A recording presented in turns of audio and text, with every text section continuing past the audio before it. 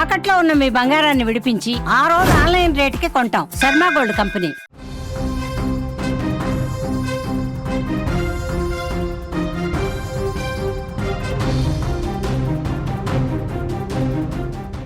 మరో breaking news చూస్తున్నాం. అమెరికాకు ఇరాన్ వార్నింగ్ ఇచ్చినట్లుగా తెలుస్తోంది. అణు ఒప్పందాలపై అమెరికాతో చర్చలు జరిపేది లేదు అని అంటోంది. ఇరాన్ పై దాడుల్లో అమెరికా హస్తం ఉంది అని కూడా అంటున్నారు. తాము ఆత్మరక్షణ కోసం పోరాటం చేస్తున్నామని ఇరాన్ విదేశాంగ శాఖ మంత్రి చెప్తున్నారు. ఇజ్రాయెల్ దాడులు చేసినంత కాలం తాము దాడులు చేస్తామని కూడా ఈ సందర్భంగా హెచ్చరించారు. ఇరాన్ ఇజ్రాయెల్ మధ్య భీకర యుద్ధ నేపథ్యంలో అణు ఒప్పందాలపై అమెరికాతో చర్చలు జరిపేది లేదు అంటూ కూడా ఇరాన్ తేల్చి చెప్పేసింది. అణు ఒప్పందంపై ఇరాన్ చర్చలకు రాని పక్షంలో 2 వారాల్లోగా దాడులపై నిర్ణయం తీసుకుంటామని అమెరికా అధ్యక్షుడు ట్రంప్ హెచ్చరించడంపై ఇరాన్ విదేశాంగ శాఖ మంత్రి అబ్బాస్ అరాగ్చీ స్పందించారు. అణు ఒప్పందానికి సంబంధించి అమెరికా చర్చలకు రావాలని కోరిందని, అయితే వాటిని తాము తిరస్కరిస్తున్నామని అంటున్నారు. ట్రంప్ చేస్తున్న ఇజ్రాయెల్ అనుకూల వ్యాఖ్యలు చూస్తే దాడుల్లో అమెరికా ప్రమేయం ఉందనే విషయం స్పష్టమవుతోందని అన్నారు.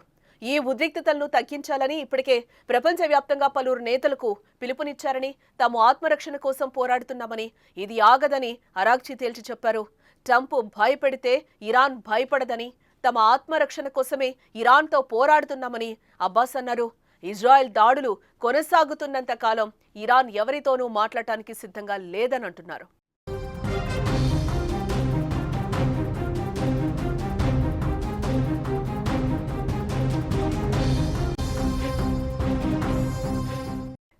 ఇక ఇదిలా ఉంటే ఇరాన్తో అణు ఒప్పందం కుదుర్చుకోవాలని ఎప్పటి నుంచో ట్రంప్ ప్రయత్నిస్తున్న విషయం మనకు తెలిసిందే. ఈ మేరకు పలుమార్లు ఆ దేశానికి ఆయన హెచ్చరికలు కూడా జారీ చేయడం జరిగింది. ఇదే టైంలో ఆపరేషన్ రైజింగ్ లయన్ పేరుతో అణుస్థావరాలే లక్ష్యంగా ఇజ్రాయెల్ దాడులు కూడా ప్రారంభించింది. పరస్పర దాడులతో పశ్చిమాసియా రణరంగంగా మారిపోయిందని చెప్పుకోవచ్చు. ఈ క్రమంలోనే ఇరాన్పై సైనిక చర్యకు అమెరికా సిద్ధమవుతున్నట్లు ఇటీవల వార్తలు కూడా వెలువడ్డాయి. దీనిపై వైట్ హౌస్ స్పందిస్తూ ట్రంప్ ఈ విషయంలో 2 వారాల్లో నిర్ణయం తీసుకుంటారని కూడా పేర్కొంది. టెహ్రాన్తో దౌత్యపరమైన పరిష్కారానికే అధ్యక్షుడు సిద్ధంగా ఉన్నారని తెలిపింది.